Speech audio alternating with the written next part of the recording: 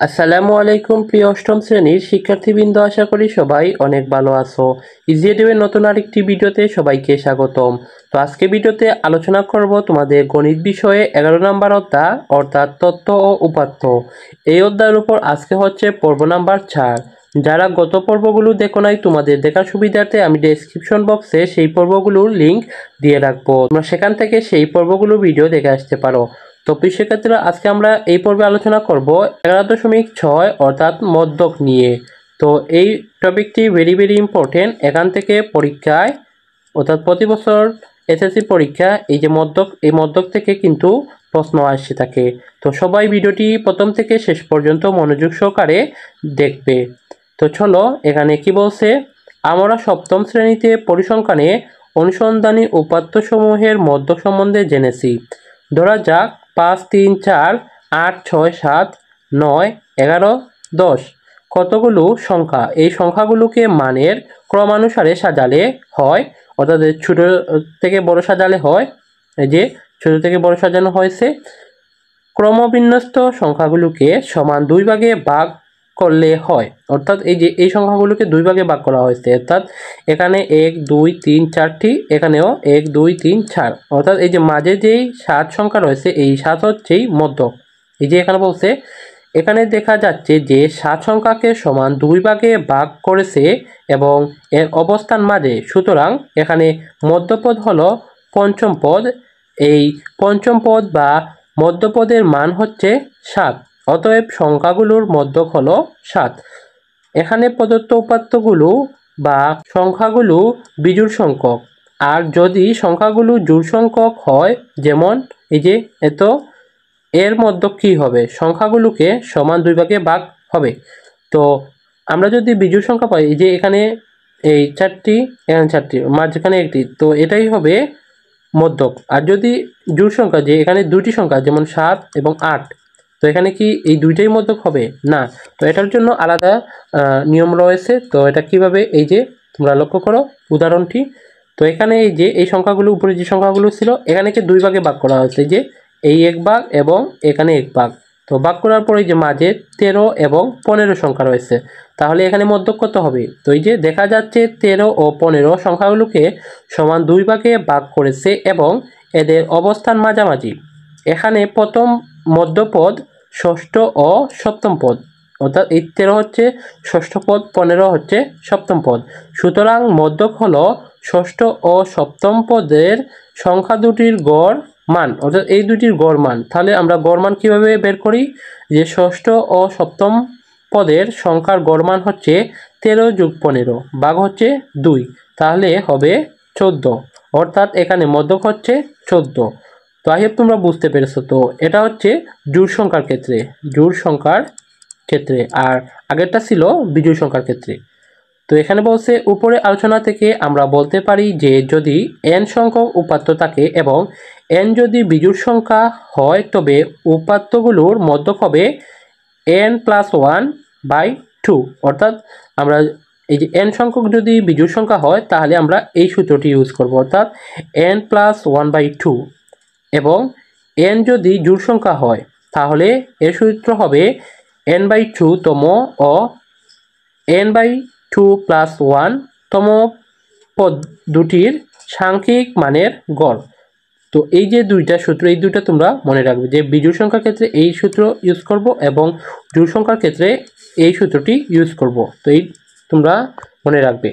তারপর এখানে বলছে যে উপাত্তগুলোকে মানের ক্রমানুসারে সাজালে যেই মান উপাত্তগুলোকে সমান 2 ভাগে ভাগ করে, সেই মানই হবে উপাত্তগুলোর মধ্যক।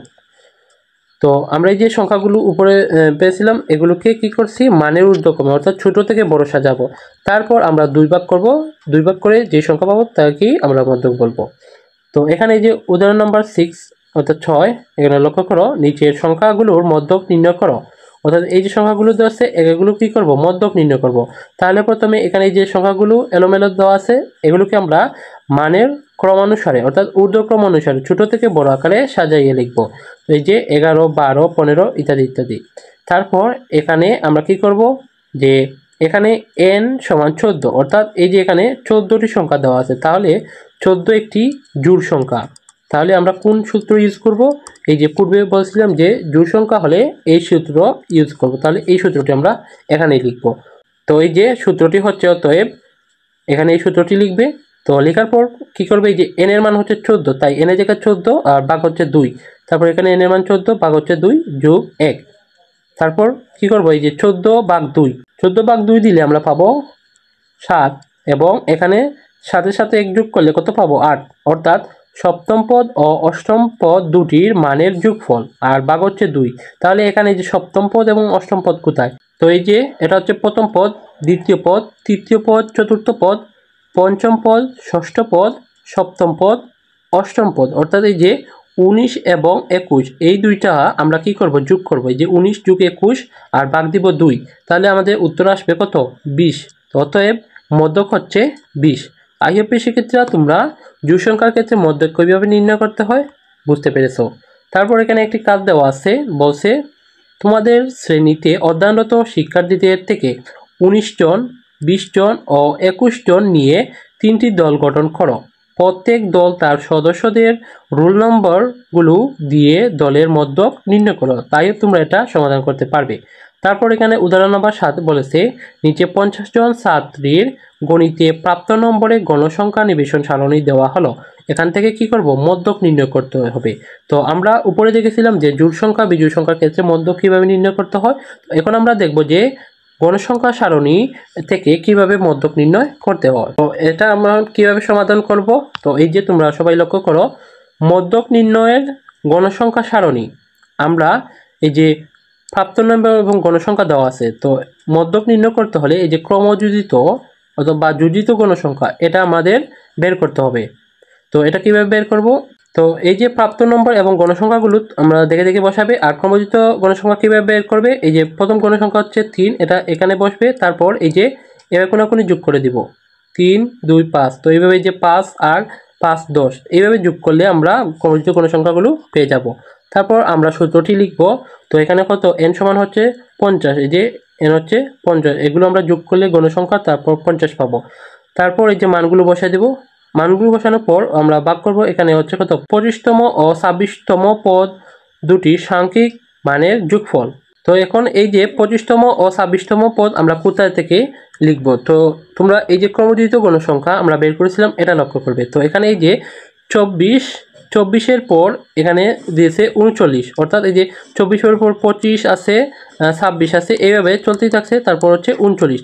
তো এই যে 24 থেকে 39 এর ভিতরে কিন্তু আমরা কত, এখানে কত বলছিল যে 25 এবং 26তম, তাহলে এই যে 24 এবং 39 এর ভিতরেই কিন্তু কত, 25 এবং 26তম পদ আছে। তাহলে এই যে নিচের যে সংখ্যাটা দেখবো আমরা, অর্থাৎ 24-এর পরে, 24-এর আগে কিন্তু নয়, এই যে 25 আর 26, অর্থাৎ 24-এর পরেই কিন্তু 25-26, তাহলে এই কলাম হবে। তো এই কলামের যে প্রাপ্ত নম্বর ঠিক সোজা বরাবর যে মানটি থাকবে, অর্থাৎ কত, 75, এই 75 আমরা 25তম এবং 26তম পদ ধরবো। তাহলে এই যে দুটা যোগ করে দেবো, 75 যোগ 75 এবং ভাগ দিব 2, তাহলে আমাদের উত্তর আসবে কত, 75। অতএব ছাত্রীদের প্রাপ্ত নম্বরের মধ্যক হচ্ছে 75। লক্ষ্য করি এখানে 25তম থেকে 39তম প্রত্যেকটি পদের মান হচ্ছে কত, 75। অর্থাৎ এখানে যদি বলতো এই যে 30তম এবং 30তম ও 31তম পদের যোগফল, তাহলে কিন্তু এই যে 75 আমরা ধরলাম মানে, অর্থাৎ এখানে বলছে যে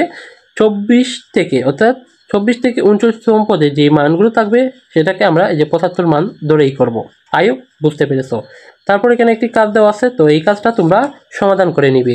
সো প্রিয় শিক্ষার্থীরা, আজকে ভিডিও এই পর্যন্ত। আমরা নেক্সট পর্বে 11.7 অর্থাৎ প্রচুরক এই টপিকটি নিয়ে আলোচনা করব। তো সেই ভিডিও দেখার আমন্ত্রণ জানিয়ে আজকে ভিডিও এখানে শেষ করছি। আল্লাহ হাফিজ।